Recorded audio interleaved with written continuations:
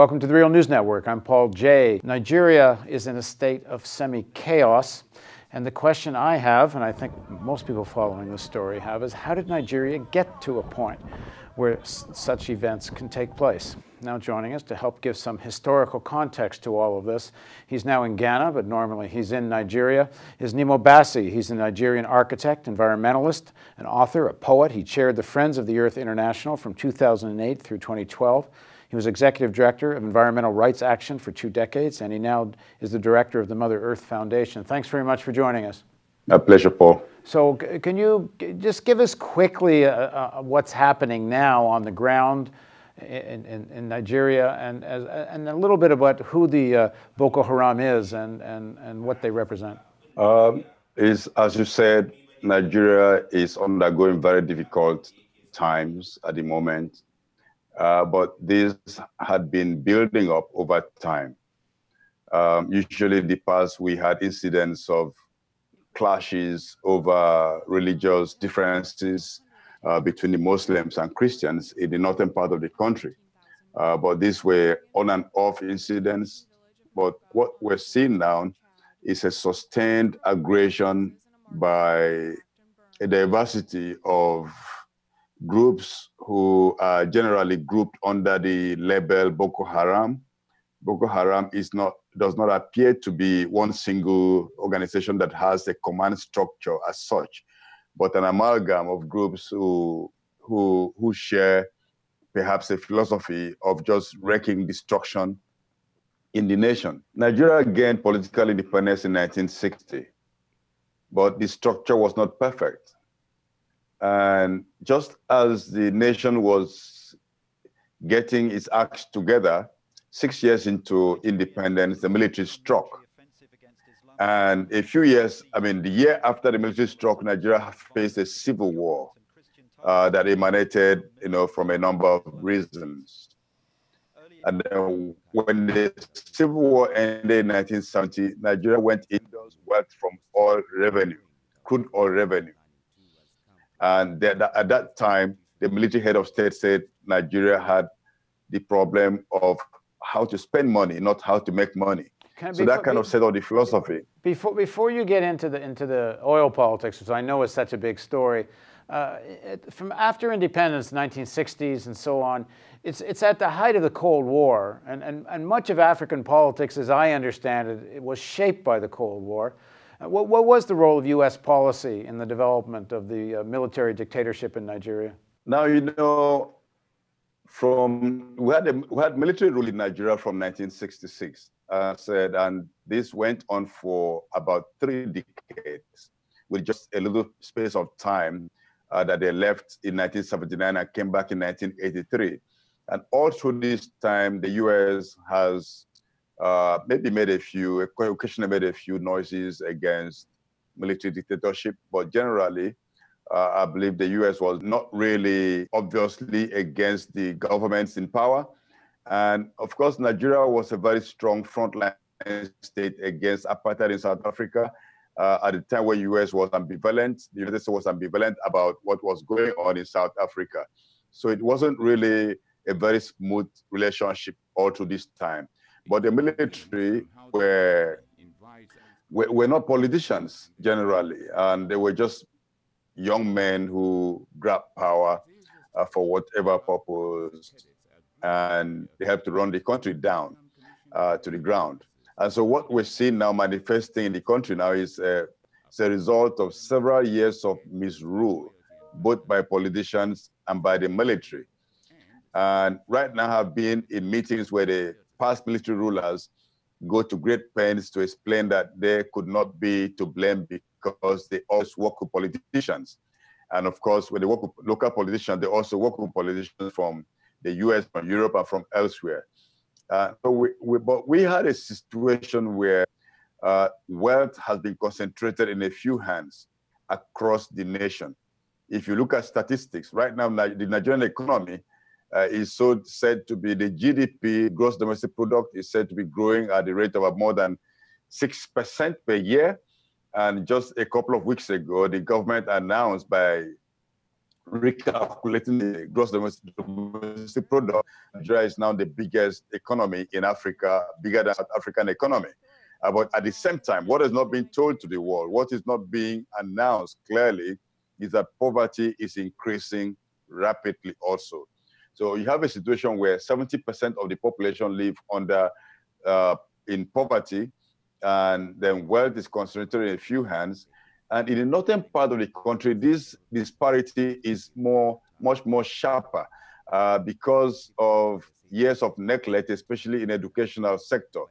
And because some power brokers have chosen to manipulate the poor and the marginalized children, especially and the youth, into not obtaining suitable education, but just being put in a state where they have to depend on the rich for daily handouts and occasional days of festivities.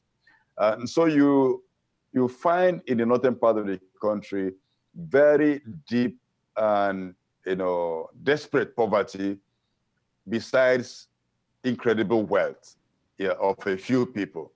And so over the years, this has built up. This has resulted in discontent especially amongst the poor, young people. And the problem generally across the nation has been that over the years of military rule has made even the civilian politicians behave sometimes like as if they were military overlords. And elections have not been fair and free most of the time. And politicians were very, very readily amenable to using political talks, some of whom have been armed with weapons. And so if you look at the crisis that occurred in the South in around 2005 in the Niger Delta, in the oil fields, when militancy heightened, you find that some of the young people who were involved in this militancy had worked as help to politicians during elections, but would not they would not receive what they were promised at the end of the day. And so the politicians used the youths and then dumped them. Right. The similar thing also occurred in the northern part of the country. But we are not in a position to say exactly what has become the Boko Haram phenomenon grew from what was the root.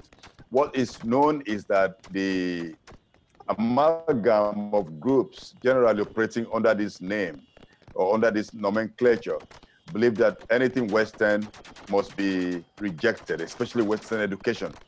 And so we found a lot of attacks on schools, on public institutions, and then on the military, on whatever they feel would hurt the government.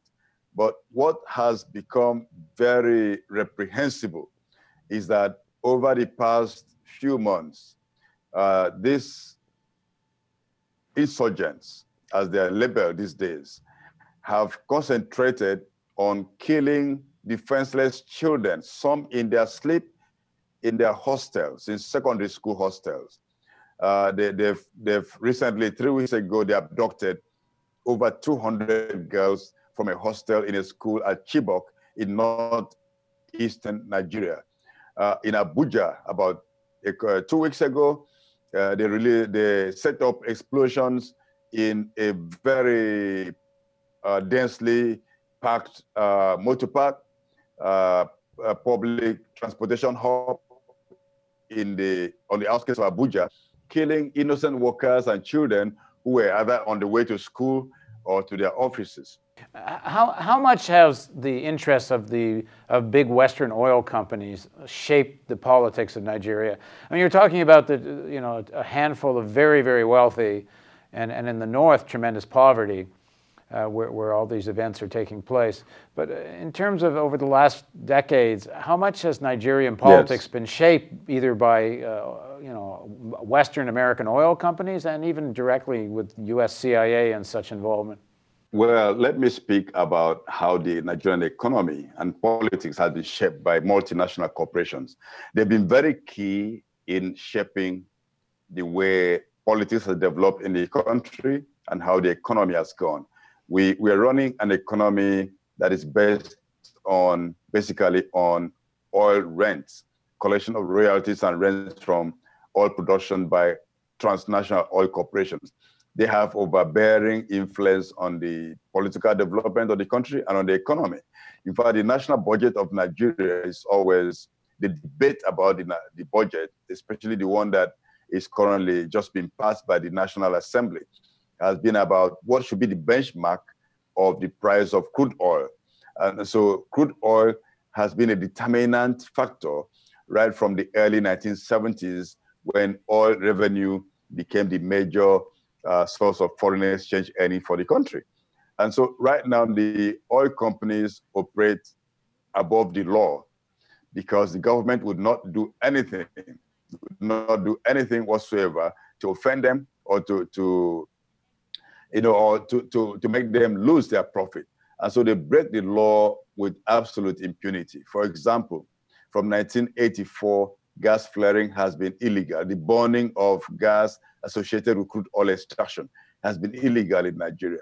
And corporations ought to show plans of how they want to stop that environmental pollution before they would then be fined and then given a permit to flare. But this has not been, we've not found this to be the pattern of things. We've tried this through the law courts, and we found that oil companies are working in a way that is not in compliance with regulations. Now, because of the heavy dependence on oil revenue, as I said, these corporations have very heavy influence on politics. And many of the rich people in the country are rich because they have a slice of oil revenue and not because they engaged in anything productive.